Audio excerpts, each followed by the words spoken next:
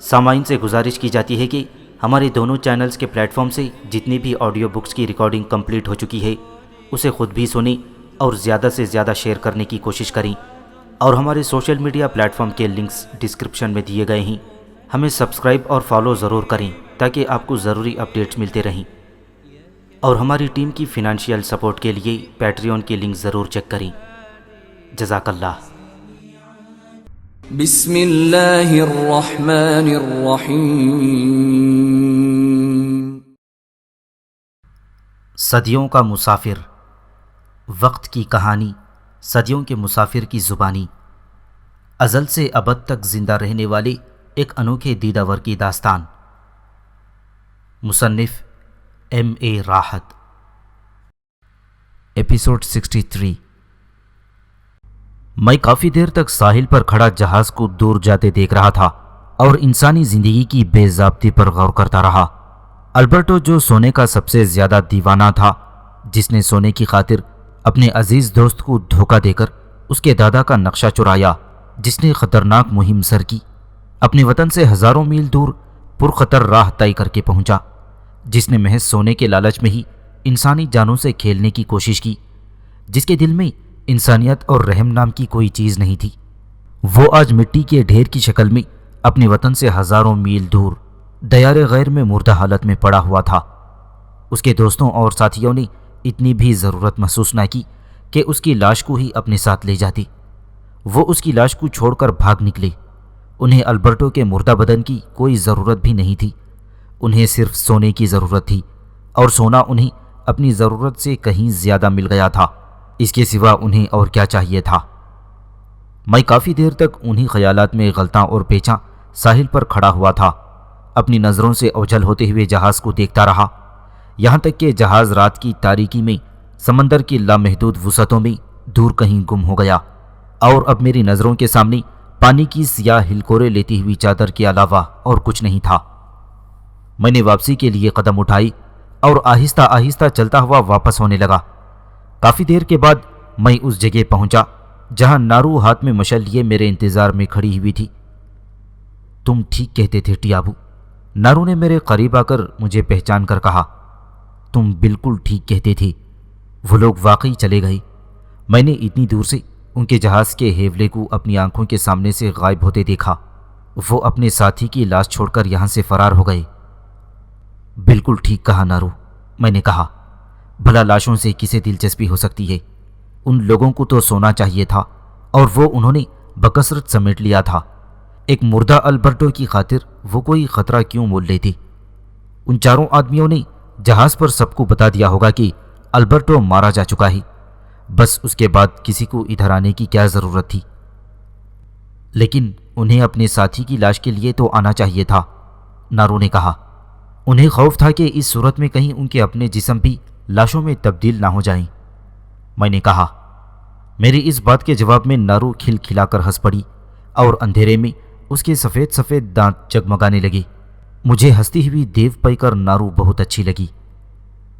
دور تک سناٹا پھیلا ہوا تھا، جا بجا سیاہ فام جسم لمبے لمبے ڈھیروں کی صورت میں زمین پر پڑے ہوئے تھے، وہ سب کے سب بے ہوش تھے، اور مجھے معلوم تھا کہ ان کے ہوش میں آنے میں ابھی کچھ مزید وقت لگے گا۔ اس کیفیت میں نہ جانے کتنی دیر گزر گئی۔ طویل وقت گزرنے کا احساس ہمیں اس وقت ہوا جب ہمارے قریب پڑے ہوئے ایک آدمی نے آہستہ آہستہ اپنے بدن کو ہلانا جلانا شروع کیا۔ ہم دونوں حقیقت کی دنیا میں واپس آ گئے اور غور سے اس شخص کو دیکھنے لگے۔ اس وقت چاند نکل آیا تھا اور ساری بستی میں چاندنی کا فرش بچھا ہوا تھا۔ ہر طرف ٹھنڈک تھی اور ہلکی ہلکی روشنی تھی، اور رات کا خوبصورت سناٹا تھا اور جنگل کی للکار تھی۔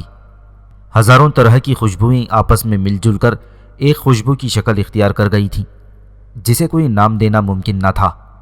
ایک بے نام سی انجان سی خوشبو، دل و دماغ کو مسرت و معطر کر دینے والی خوشبو تھی۔ بیدار ہونے والے شخص کے چہرے پر سخت الجھن اور پریشانی کے آثار نظر آ رہے تھے۔ وہ ایک دم اٹھ بیٹھا اور حیران نظروں سے اپنے چاروں طرف دیکھنے لگا۔ اپنے عین سامنے اسے میری اور نارو کی شکلیں نظر آئی۔ اوہ ٹیابو اور نارو، اس نے ٹوٹے ٹوٹے الفاظ میں کہا، اور ایک بار پھر اپنے گرد و پیش پر نظر ڈالی۔ مجھے کیا ہو گیا تھا ٹیابو؟ اس نے مدھم سے لہجے میں کہا، اور ان سب لوگوں کو کیا ہو گیا ہے جو اس طرح الٹے سیدھے پڑے ہوئے ہیں؟ یہ زندہ تو ہیں؟ شاید میری طرح یہ لوگ بھی گہری نیند میں سوئے ہوئے ہیں۔ تم نے اجنبیوں کا دیا ہوا مشروب پیا تھا؟ نارو نے اس سے سوال کیا۔ ہاں نارو، لیکن صرف اسی وقت جب تم نے اس کی اجازت دی تھی۔ تمہاری اجازت کے بغیر بھلا ہم اس مشروب کو کیسے ہاتھ لگا سکتے تھے؟ ہاں یہ ٹھیک ہے، نارو نے جواب دیا۔ تم اس مشروب کے اثر سے بے ہوش ہو گئے تھی، اور یہ سارے لوگ جو لیٹے ہوئے ہیں یہ بھی اسی مشروب کے زیر اثر بے ہوش ہوئے ہیں۔ جس طرح تمہیں ہوش آیا ہے اسی طرح آہستہ آہستہ ان لوگوں کو بھی ہوش آتا جائے گا۔ اطمینان رکھو، یہ سب لوگ زندہ ہیں اور زندہ رہیں گے، ان میں سے کوئی مرے گا نہیں۔ مجھے یہ دیکھ کر خوشی ہوئی ہے کہ ٹیابو واپس آ گیا ہے، اس شخص نے کہا۔ جب اجنبی لوگ ٹیابو کے بغیر واپس آئے تو مجھے ان کی یہ بات بالکل پسند نہیں آئی۔ اگر ٹیابو واپس نہ آتا تو ہم ان اجنبیوں سے سختی کے ساتھ باز پرس کرتے۔ تمہارا شکریہ دوست، میں نے اس شخص سے کہا۔ اب میں واپس آ چکا ہوں اور تمہارے سامنے موجود ہوں۔ رفتہ رفتہ دوسرے لوگوں کو بھی ہوش آنا شروع ہو گیا پروفیسر، اور دیکھتے ہی دیکھتے کچھ دیر میں سارے لوگ ہوش میں آ گئے۔ وہ سب کے سب ہوش میں آنے کے بعد پھٹی پھٹی نظروں سے ادھر ادھر ایک دوسرے کی طرف دیکھتے اور ایک دوسرے سے سوال کرتے کہ انہیں کیا ہو گیا تھا۔ اسی اثنا میں لاکا کی نظر البرٹو کے سفید فام جسم پر پڑی جو بے جان انداز میں زمین پر پڑا ہوا تھا۔ یہ کون ہے؟ اس نے خوفزدہ آواز میں کہا۔ یہ تو جہاز والے سفید فام اجنبیوں میں سے کوئی ہوتا ہے۔ شاید یہ مر گیا ہے، اسے کس نے مارا ہے؟ یا شاید یہ بھی ہم لوگوں کی طرح بے ہوش ہے اور تھوڑی دیر میں ہوش میں آ جائے گا۔ تمہیں اس کے بارے میں تفصیل سے بتا دیا جائے گا، میں نے اسے مخاطب ہوتے ہوئے کہا۔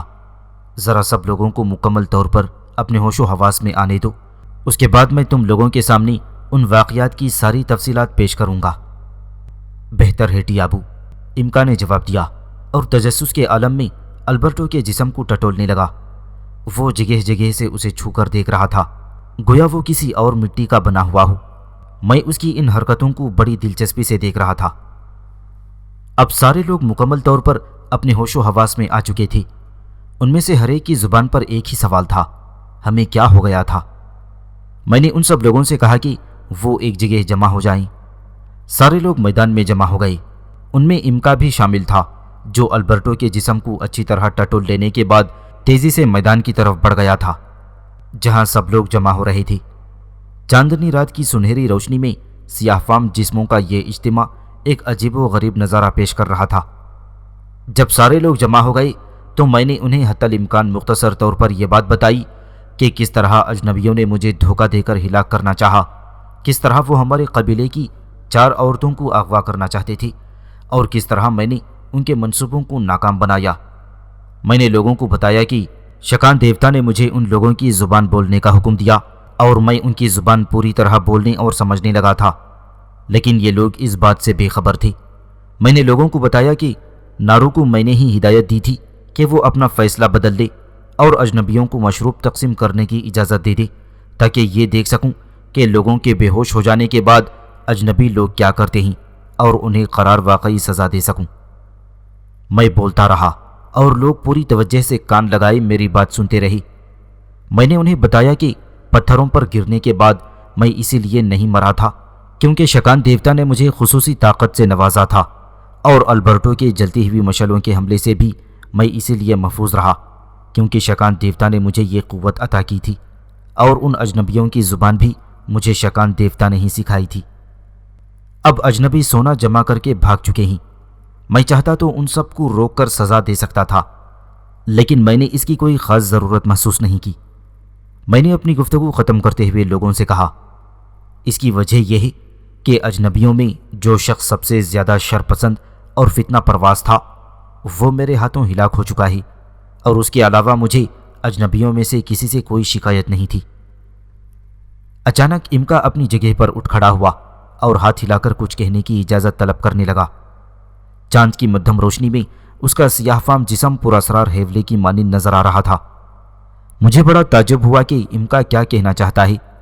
اس نے آج تک کبھی مجھ سے کوئی سوال نہیں پوچھا تھا۔ تم کیا کہنا چاہتے ہو امکا؟ میں نے اس سے پوچھا۔ میں صرف یہ کہنا چاہتا ہوں ٹیابو کہ وہ اجنبی جس کا نام البرٹو ہے اور جو وہاں زمین پر پڑا ہوا ہے وہ مردہ نہیں ہے بلکہ زندہ ہے، اور اسے ذرا زور کی چوٹ لگی ہے اور اس کی وجہ سے وہ بے ہوش ہو گیا ہے، لیکن اس کا سانس چل رہا ہے۔ کیا تمہیں اس بات کا یقین ہے امکا؟ میں نے حیرت اور خوشی کے ملے جلے جذبات کے ساتھ پوچھا۔ سچ تو یہ ہے پروفیسر کہ مجھے البرٹو کی موت سے کوئی خوشی نہیں ہوئی تھی، اور نہ ہی میں اسے قصدن ہلاک کرنا چاہتا تھا۔ میں نے تو اس کے منہ پر ہاتھ اس وقت غصے کے عالم میں مار دیا تھا جب اس نے دونوں مشعلوں کو میرے چہرے میں گھسیڑنے کی کوشش کی۔ اس کی زبانی یہ بات سن کر کہ البرٹو مرا نہیں ہے بلکہ زندہ ہے، مجھے واقعی خوشی ہوئی۔ میرے نزدیک البرٹو کا زندہ رہ جانا ایک دلی خوشی کی بات تھی۔ اب وہ خود محسوس کر سکے گا کہ اس سودے میں اس نے کیا کھویا ہے اور کیا پایا ہے۔ میں یہ بات پورے یقین کے ساتھ کہہ رہا ہوں ٹیابو، امکا نے جواب دیا۔ تم اگر چاہو تو خود تصدیق کر کے دیکھ لو، بھلا تمہارے سامنے کس کا چراغ جل سکتا ہے؟ کیا تم اسے ہوش میں لا سکتے ہو؟ میں نے امکا سے پوچھا۔ چند گھنٹوں کے بعد یہ خود ہی ہوش میں آ جائے گا، امکا نے جواب دیا۔ اس کے بعد اگر میں اسے کچھ دوائیں دوں تو اسے تکلیف کا احساس کم ہو جائے گا، پھر آہستہ آہستہ یہ ٹھیک ہو جائے گا۔ عظیم ٹیابو، یہ بات یقیناً تمہیں معلوم ہوگی کہ میں جڑی بوٹیوں اور دواؤں کا ماہر ہوں۔ ہاں امکا، یہ بات مجھے معلوم ہے، میں نے جواب دیا۔ میں جانتا ہوں کہ تم دواؤں اور جڑی بوٹیوں کے ماہر ہو، اور اسی لیے میں چاہتا ہوں کہ اس شخص کا تم علاج کرو تاکہ یہ جلد از جلد صحت مند اور ٹھیک ہو جائے۔ لیکن عظیم ٹیابو، یہ شخص تو ہمارا دشمن ہے، اس نے تمہیں پہاڑ کے اوپر سے دھکا دیا تھا، یہ ہماری عورتوں کو اغوا کر کے لے جا رہا تھا، اس نے تمہیں مشعلوں سے جلانے کی کوشش کی۔ ایسا شخص اس قابل نہیں کہ اس کے ساتھ نرمی اور شفقت کا برتاؤ کیا جائے۔ تم مجھے حکم دو کہ میں اس کا خاتمہ کر دوں، تمہارے حکم پر اسے ہلاک کر کے مجھے خوشی ہوگی۔ اس کے برخلاف امکا، میں تمہیں حکم دیتا ہوں کہ اگر یہ شخص زندہ ہے تو تم اسے ٹھیک کرنے کی کوشش کرو، اس کی ہلاکت سے مجھے یا تمہیں کوئی فائدہ نہیں پہنچے گا، لیکن اگر یہ زندہ بچ گیا تو کم از کم ساری عمر اس بات پر پچھتانے کے لیے زندہ رہے گا کہ اس نے جو کچھ کیا غلط کیا تھا۔ یہ احساس ہی انسان کے لیے سب سے زیادہ ہلاکت انگیز ہے کہ اسے اپنے کیے پر پچھتانے کا موقع بہت دیر سے ملا۔ جیسا حکم ٹیابو، امکا نے جواب دیا اور اپنی جگہ سے اٹھ کر البرٹو کے پاس چلا گیا۔ چاند کی مدھم روشنی میں اس کی حرکات و سکنات ایک عجیب و غریب پراسرار انداز لیے معلوم ہوتی تھی۔ امکا نے اپنی مدد کے لیے ایک اور آدمی کو بلوایا۔ امکا نے اس کی گردن کو بالکل سیدھا کیا اور آہستہ آہستہ اس پر مالش کرنے لگا۔ تمام لوگ غور اور دلچسپی کے ساتھ اس منظر کو دیکھ رہے تھے۔ کافی دیر گزر گئی لیکن البرٹو کے تنے مردہ میں زندگی کے کوئی آثار نمودار نہیں ہوئے۔ کیا بات ہے امکا؟ بہت دیر گزر جانے کے بعد میں نے اسے سوال کیا، کیا تمہارا یہ مریض اچھا نہیں ہوگا؟ مجھے امید ہے کہ یہ اچھا ہو جائے گا ٹیابو، امکا نے جواب دیا۔ بس اس پر ذرا محنت کی ضرورت ہے، اگر اسے ابھی ہوش نہیں آیا تو صبح تک ضرور آ جائے گا۔ اچھا تو تم ایسا کرو کہ اسے اٹھا کر اپنی جھونپڑے میں لے جاؤ، میں نے کہا۔ رات بہت زیادہ گزر چکی ہے اور تمام لوگوں کو آرام کی ضرورت ہے۔ بہتر ہوگا کہ سب لوگ اپنے اپنے جھونپڑوں کو روانہ ہو جائیں اور اطمینان سے جا کر سو جائیں۔ اب انہیں گھبرانے یا پریشان ہونے کی ضرورت نہیں، ان کے لیے کسی قسم کا کوئی خطرہ موجود نہیں ہے۔ میری بات سن کر سب لوگ اٹھ کھڑے ہوئے اور تھکے تھکے قدموں سے اپنے اپنے جھونپڑوں کی طرف روانہ ہو گئے۔ امکا نے ایک اور آدمی کی مدد سے البرٹو کے بھاری بھرکم جسم کو کاندھے پر ڈالا اور اسے لے کر اپنے جھونپڑے کی طرف روانہ ہو گیا۔ ایک ایک کر کے تمام لوگ میدان سے رخصت ہو گئے اور میں اور نارو ایک بار پھر تنہا رہ گئے۔ اس وقت ہم دونوں کے جسموں کا رنگ بالکل ایک جیسا ہے۔ ہاں، میں نے جواب دیا۔ اجنبیوں کا جہاز اب یہاں سے جا چکا ہے، میں کل صبح ہی اپنے بدن سے یہ سارے رنگ صاف کر دوں گا۔ لیکن ایک اجنبی تو ابھی یہاں موجود ہے، نارو نے مسکراتے ہوئے کہا۔ اب اسے اجنبی مت سمجھو، میں نے جواب دیا۔ اگر امکا کے دعوے کے مطابق وہ زندہ بچ گیا تو اس کے اپنے وطن واپس جانے کے امکانات معدوم ہیں۔ یہ علاقہ ساری دنیا سے کٹا ہوا ہے اور ادھر کوئی جہاز نہیں آتا۔ اجنبیوں کا یہ جہاز ایک خاص مقصد سے اس طرف آیا تھا ہو سکتا ہے کوئی دوسرے مہم جو سونے کی بو پا کر اس طرف کا رخ کریں، لیکن اس کے لیے ایک طویل عرصہ درکار ہوگا۔ نامعلوم دوسرا جہاز کب آئے اور البرٹو کی زندگی میں آئے بھی یا نہیں۔ اس لیے البرٹو کو اب اس قبیلے والوں کے ساتھ انہی کے انداز میں زندگی گزارنا ہوگی۔ اگر اسے زندہ رہنا ہے تو اس قبیلے کا ایک فرد بن کر زندہ رہنا ہوگا، اور اسی لیے تم اس بات میں کوئی حرج محسوس نہیں کرتی کہ اس کے سامنے اپنی اصلی حالت میں آ جاؤ؟ نارو نے پوچھا۔ بالکل، ظاہر ہے۔ جب اسے یہ معلوم ہو گیا کہ میں اس کی زبان بخوبی بول اور سمجھ سکتا ہوں تو پھر مجھے اپنی جسم کی رنگت اس سے چھپانے کی کیا ضرورت ہے؟ بات دراصل یہ ہے کہ میں اجنبیوں کو چونکانا نہیں چاہتا تھا اور ان کے سامنے یہ ظاہر نہیں کرنا چاہتا تھا کہ میں تم لوگوں سے مختلف ہوں، اس لیے میں نے اپنے جسم کو رنگوانے کا بندوبست کیا۔ ہو سکتا ہے اگر اجنبیوں کا قیام اس علاقے میں زیادہ عرصے کے لیے رہتا تو میں انہیں اپنی جلد کی اصلی رنگت دکھانے اور انہیں حیران کر دینے پر مجبور ہو جاتا، لیکن اب اجنبی تو جا چکے ہیں اور البرٹو کو اب اجنبی سمجھنا غلط ہوگا، اس لیے کل صبح اپنے جسم سے یہ رنگت صاف کروا دوں گا۔ بہت دیر ہو گئی، رات آدھی سے کہیں زیادہ گزر چکی تھی اور صبح ہونے میں زیادہ دیر نہیں تھی جب میں اور نارو اپنی اپنی جھونپڑوں کی طرف روانہ ہوئے، لیکن میں کچھ دور جا کر پھر پلٹ گیا اور آہستہ آہستہ دبے پاؤں چلتا ہوا امکا کے جھونپڑے کی طرف بڑھنے لگا۔ اس کے جھونپڑے کے دروازے پر پہنچ کر میں نے چپکے سے اندر جھانک کر دیکھا۔ امکا ایک طرف لیٹا ہوا بے خبر سو رہا تھا۔ اس سے کچھ فاصلے پر البرٹو پڑا ہوا تھا۔ اس کی گردن پر کسی گہرے کتھئی رنگ کی دوا کا لیپ کیا گیا تھا اور ساری گردن پر دوا لگی ہوئی تھی۔ البرٹو کو دیکھ کر یہ کہنا مشکل تھا کہ وہ زندہ ہے یا مر چکا ہے۔ ایک بات البتہ صاف ظاہر تھی اور وہ یہ کہ وہ اپنے ہوش میں نہیں تھا۔ میں چند منٹوں تک خاموشی سے یہ منظر دیکھتا رہا۔ اس کا مطلب یہ تھا کہ امکا البرٹو کی جان بچانے کی پوری کوشش کر رہا تھا۔ کتنی عجیب بات تھی پروفیسر۔ البرٹو ان لوگوں کو صرف نقصان پہنچانا چاہتا تھا اور یہ لوگ اسے زندگی عطا کرنے کی جدوجہد کر رہے تھے۔ تھوڑی دیر تک یہ منظر دیکھتے رہنے کے بعد میں وہاں سے روانہ ہو گیا اور اپنے جھونپڑے میں واپس آ کر سو گیا۔ صبح کو جب میری آنکھ کھلی تو اچھا خاصا دن چڑھا ہوا تھا۔ چاروں طرف سورج کی تیز و تند روشنی پھیلی ہوئی تھی اور ہر چیز سنہری رنگ میں ڈوبی ہوئی صاف نظر آ رہی تھی۔ میں بیدار ہوتے ہی سیدھا امکا کے جھونپڑے کی طرف روانہ ہوا۔ مجھے یہ دیکھ کر حیرت ہوئی کہ نارو وہاں پہلے سے ہی موجود تھی۔ امکا اور نارو آپس میں اجنبیوں کی حرکتوں کے بارے میں گفتگو کر رہی تھی۔ البرٹو اسی طرح بے سدھ بے ہوش پڑا ہوا تھا۔ تمہارے مریض کا کیا حال ہے؟ میں نے امکا سے پوچھا۔ وہ زندہ ہے یا مر چکا ہے؟ وہ مرا نہیں بلکہ زندہ ہے، امکا نے پرجوش لہجے میں جواب دیا۔ مجھے یقین ہے کہ بس اب تھوڑی ہی دیر میں اسے ہوش آ جائے گا۔ رات کو میں نے اس کی گردن پر دوا لگا دی تھی اور اس دوا سے اسے یقیناً کافی فائدہ پہنچا ہوگا۔ یہ بہت پرتاثیر دوا تھی۔ اس کی گردن کی چوٹ میں اس سے کافی افاقہ ہونا چاہیے۔ میرا خیال ہے کہ اب اسے ہوش میں آنے میں زیادہ وقت نہیں لگے گا۔ میں اور نارو امکا کی خود اعتمادی دیکھ کر حیران رہ گئے، لیکن جلد ہی ہمیں اس کی خود اعتمادی کا قائل ہونا پڑا۔ زیادہ دیر نہیں گزری تھی کہ البرٹو کے نیم مردہ جسم میں آہستہ آہستہ حرکت پیدا ہونی شروع ہوئی۔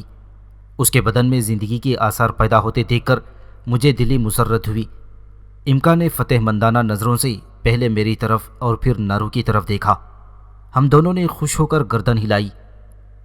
اب یہ جلد ہی ہوش میں آ جائے گا، امکا نے خوشی سے کہا۔ میری لگائی دوا نے اس پر اثر دکھانا شروع کر دیا ہے۔ میں تمہاری مہارت کی داد دیتا ہوں، میں نے امکا کا دل بڑھاتے ہوئے کہا۔ تم واقعی ایک ہوشیار طبیب ہو۔ امکا نے اظہار تشکر کے طور پر اپنی گردن خم کی اور ایک بار پھر البرٹو کی طرف متوجہ ہو گیا۔ آہستہ آہستہ البرٹو کی آنکھیں کھل رہی تھیں، یہاں تک کہ اس نے پورے طور پر اپنی آنکھیں کھول دیں۔ کچھ دیر تک وہ اسی عالم میں پڑا رہا۔ اس عرصے کے دوران وہ اپنے ہوش و حواس کو مجتمع کر رہا تھا۔ ظاہر ہے کہ رات بھر کی بے ہوشی کے بعد اس کا ہوش میں آ جانا ہی کسی معجزے سے کم نہ تھا۔ البرٹو کی آنکھیں جھونپڑے میں ادھر ادھر گھومتی رہیں اور رفتہ رفتہ وہ دوبارہ بند ہو گئیں۔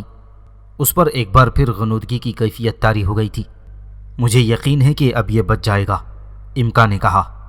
ایک بار ہوش میں آ کر اب وہ دوبارہ بے ہوش ہو گیا ہے۔ لیکن ایک بار پھر وہ ہوش میں آئے گا، اور اس بار جب وہ ہوش میں آئے گا تو میں اسے کچھ پینے کو دے دوں گا جس سے اس کے بدن میں توانائی آ جائے گی اور وہ بولنے کے قابل ہو سکے گا۔ البرٹو کی دوبارہ بے ہوشی کی مدت زیادہ طویل نہیں تھی، وہ جلد ہی ہوش میں آ گیا۔ اس نے آنکھیں کھول کر حیران نظروں سے ادھر ادھر دیکھنا شروع کیا۔ سب سے پہلے اس کی نظر امکا پر پڑی جو اس کے چہرے پر جھکا ہوا تھا۔ امکا نے آہستہ آہستہ اس کی گردن پر ہاتھ ملنا شروع کر دیا اور پھر وہاں سے ہٹ کر جھونپڑی کے ایک کونے میں گیا جہاں مختلف برتنوں میں کچھ اشیاء رکھی ہوئی تھیں۔ وہ البرٹو کے لیے کوئی مشروب تیار کرنے لگا۔ امکا کے سامنے سے ہٹ جانے کے بعد البرٹو کی نظر مجھ پر پڑی۔ اس کی آنکھوں میں بیک وقت خوف اور حیرت کے ملے جلے جذبات پیدا ہوئے۔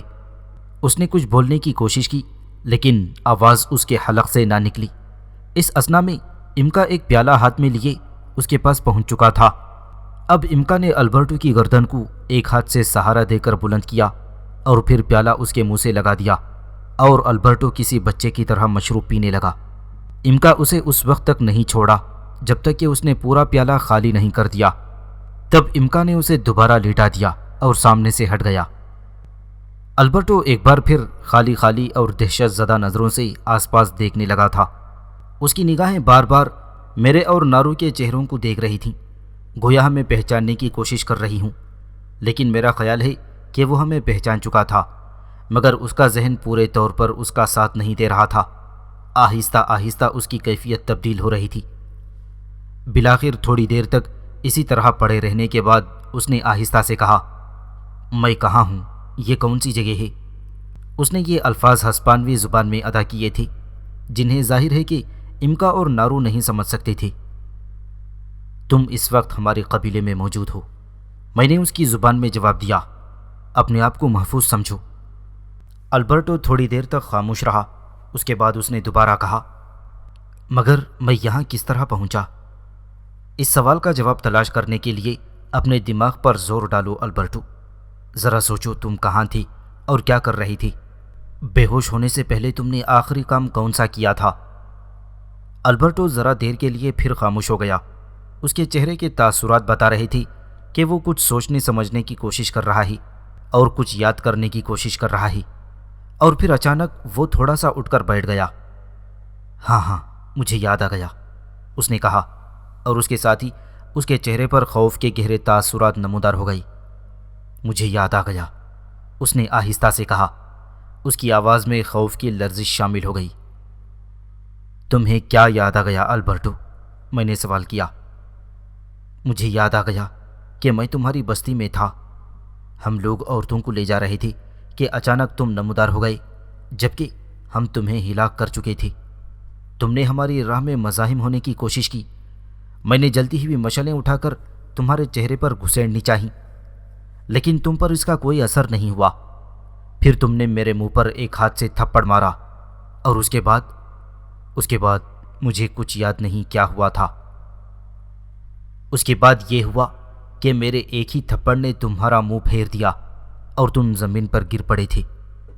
میں نے تو یہ سمجھ لیا تھا کہ تم مر چکے ہو اور تمہیں دفنا دیا جانا چاہیے، لیکن اس شخص امکا نے تمہارے جسم کو ٹٹولنے کے بعد یہ رائے قائم کی تھی کہ تم زندہ ہو اور وہ اپنی دواؤں کے ذریعے تمہیں ہوش میں لا سکتا ہے۔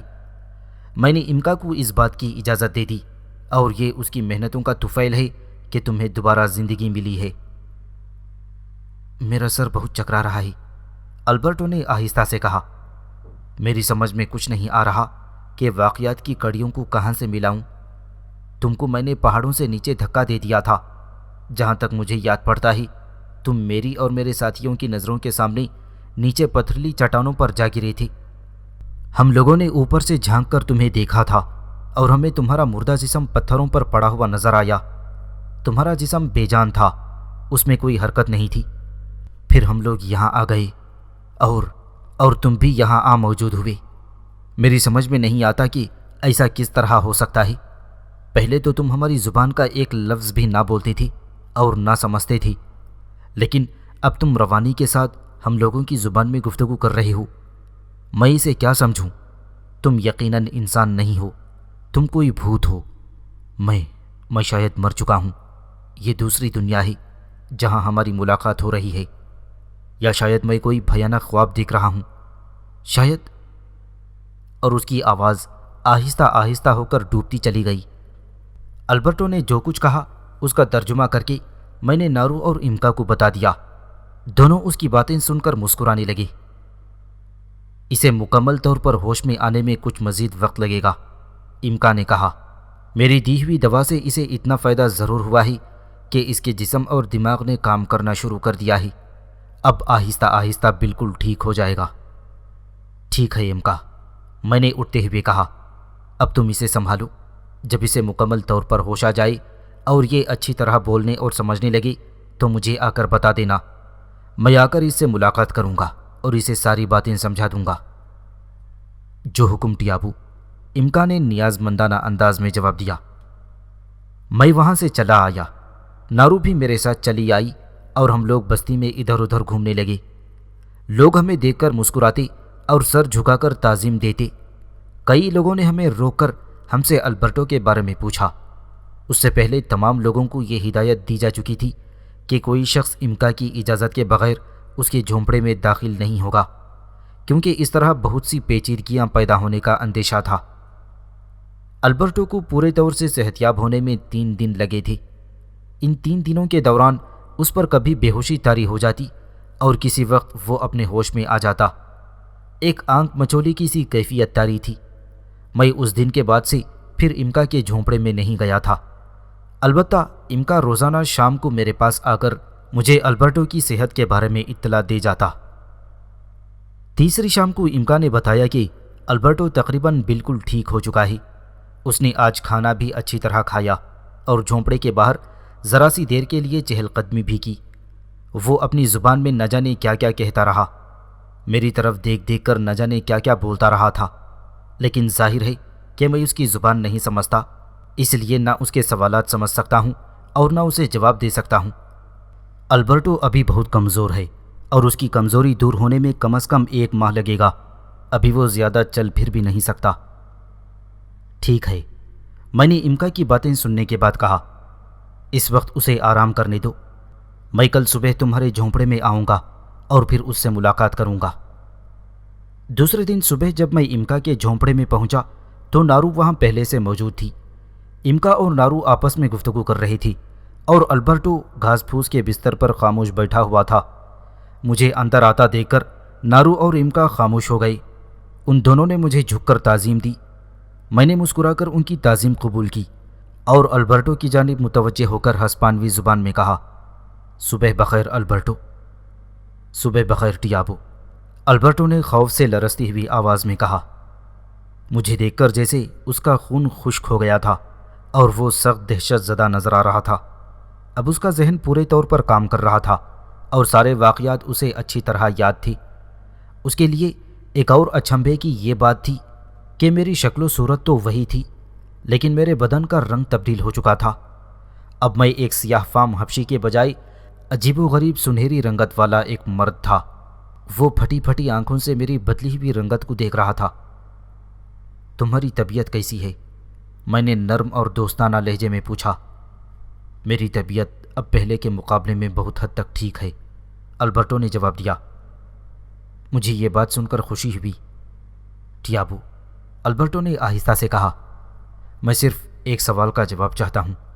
خدا را میرے دماغ کو پھٹنے سے بچا لو۔ میرا سوال یہ ہے کہ تم ایک بار مر جانے کے بعد دوبارہ زندہ کیسے ہو گئے اور تم ہسپانوی زبان کس طرح بولنے لگی؟ تمہارے سوال کے پہلے حصے کا جواب یہ ہے کہ میں مرا نہیں تھا۔ میں نے جان بوجھ کر تم لوگوں کو یہ تاثر دیا تھا کہ گویا میں مر چکا ہوں، لیکن در حقیقت مجھے خراش تک نہیں آئی تھی اور نہ آ سکتی تھی۔ تمہارے سوال کے دوسرے حصے کا جواب یہ ہے کہ میں ہسپانوی زبان اچانک نہیں بولنے لگا۔ مجھے یہ زبان پہلے سے آتی ہے، اور تمہارے دونوں سوالوں کے جوابات میں ایک بات اور بتاتا چلوں۔ تم اسپین سے آ رہے ہو، مہذب دنیا سے، اور یہاں سیاہ فام غیر مہذب حبشیوں کی سرزمین میں سونا تلاش کر رہے تھے۔ تمہیں سونے کے علاوہ کسی اور شے سے کوئی دلچسپی نہیں تھی۔ لیکن میرے دوست، افریقہ اسرار کی سرزمین ہے۔ یہاں تمہیں قدم قدم پر سربستہ راز نظر آئیں گے اور تم ان میں الجھ کر رہ جاؤ گی۔ میری غیر معمولی قوتوں کا راز شکان دیوتا ہے۔ وہ کون ہے؟ البرٹو نے مری ہوئی آواز میں پوچھا۔ وہ دیوتاؤں میں سب سے زیادہ سربلند، طاقتور اور با اختیار ہے، میں نے جواب دیا۔ اور جس انسان کو شکان دیوتا کا قرب حاصل ہو، اس کی سرپرستی حاصل ہو جائے، وہ انسان ناقابل تسخیر بن جاتا ہے۔ کوئی بھی دوسرا انسان اسے اس وقت تک کوئی نقصان نہیں پہنچا سکتا جب تک کہ شکان دیوتا خود ایسا نہ چاہے۔ دنیا کی کوئی زبان ایسی نہیں ہے جس کا علم شکان دیوتا اپنے پسندیدہ انسان کو نہ دے سکے۔ دنیا کا کوئی کام ایسا نہیں ہے جو شکان دیوتا کا منظور نظر انسان انجام دے سکے۔ تم نے ہم لوگوں کو محض جنگلی، وحشی، نامہذب اور نا تراشدہ سمجھا، لیکن تم یہ نہ سمجھ سکے کہ ہمارے اندر کیسے کیسے لوگ موجود ہیں۔ جس دن سے تم لوگوں نے اس جزیرے میں قدم رکھا، اس دن سے تمہارے سارے منصوبے، تمہاری ساری سرگرمیاں میری نظر میں تھیں، کیونکہ میں تم لوگوں کی زبان سے نکلنے والے ہر لفظ کو بخوبی سمجھ رہا تھا۔ یہ دوسری بات تھی کہ میں نے اس کا اظہار کسی موقع پر بھی نہیں کیا، اور وہ احمق فرانس اپنی غلط زبان میں ترجمانی کے فرائض سر انجام دیتا رہا۔ تو اس کا مطلب ہے تمہیں سارے منصوبے کی پہلے سے ہی خبر ہو جاتی تھی؟ کیا تمہیں یہ بات بھی پہلے سے ہی معلوم تھی کہ ہم تمہیں ہلاک کرنے والے ہیں؟ اور کیا تمہیں یہ بھی معلوم تھا کہ ہم تم لوگوں کی عورتوں کو اغوا کرنے والے ہیں؟ کیا تمہیں خواب آور مشروب کے بارے میں بھی معلوم تھا؟ اس نے کانپتے ہوئے مجھ سے پوچھا۔ ہمیں سب کچھ معلوم تھا البرٹو، کم از کم مجھے سب کچھ معلوم تھا، اور میں اپنے قبیلے والوں کو جتنا مناسب سمجھتا انہیں اتنا بتاتا رہتا تھا۔ حیرت انگیز اور ناقابل یقین، البرٹو نے کہا، میں ایک مہذب دنیا کا رہنے والا ہوں، لیکن میں نے اپنی زندگی میں تم جیسا طاقتور اور محیر العقول انسان نہیں دیکھا۔ تم اتنی بلندی سے گرنے کے باوجود بھی مرے نہیں۔ تم ہسپانوی زبان ہماری طرح بولتے ہو۔ مشالوں نے تمہیں جلانے سے انکار کر دیا۔ جب میں نے تمہیں آخری بار دیکھا تھا تو تم سیاہ فام تھے، اور اب تمہارے جسم کی رنگت ہی بدل گئی ہے۔ تم سنہرے رنگ کے نظر آ رہے ہو۔ نہ جانے اس میں کیا راز ہے؟ کیا یہ بھی تمہارے دیوتا کا کرشمہ ہے؟ میرے جسم کی اصل رنگت یہی ہے جو تم اس وقت دیکھ رہے ہو، میں نے کہا۔ تم لوگوں سے اپنی جسم کی رنگت چھپانے کی غرض سے میں نے اپنے آپ کو سیاہ رنگ میں رنگوا لیا تھا، لیکن اب میں اس کی ضرورت محسوس نہیں کرتا۔ اچھا دوست، البرٹو نے آہستہ سے اٹھنے کی کوشش کی، تمہارا بہت بہت شکریہ کہ تم لوگوں نے میری جان بچائی۔ میری طرف سے اس شخص امکا کا شکر ادا کر دو کہ اس نے میرے ساتھ بڑا اچھا برتاؤ کیا جس کا میں واقعی مستحق نہیں تھا۔ اور اب مجھے میرے جہاز تک پہنچا دو، وہ لوگ میرا انتظار کر رہے ہوں گے۔ ہمیں فوراً یہاں سے روانہ ہو جانا چاہیے، بہت دیر ہو چکی ہے، میرے ساتھی انتظار کر رہے ہوں گے۔ کوئی کسی کا انتظار نہیں کر رہا ہے، تمہارا جہاز تو بہت پہلے ہی روانہ ہو چکا ہے، وہ لوگ تمہیں چھوڑ کر جا چکے ہیں۔ کیا کہا؟ البرٹو ایک دم اٹھ کر کھڑا ہو گیا، اور اس کے جسم میں پہلے سے ہی پھیلی ہوئی دہشت میں اور زیادہ اضافہ ہو گیا تھا۔ اس کی آنکھیں پھٹی کی پھٹی رہ گئیں، اس کا جسم ایک دم کپ کپانے لگا۔ تم نے کہا کہ ہمارا جہاز جا چکا ہے؟ وہ لوگ مجھے ساتھ لیے بغیر یہاں سے چلے گئے؟ نہیں، ایسا ہرگز نہیں ہو سکتا، ایسا ہرگز نہیں ہو سکتا۔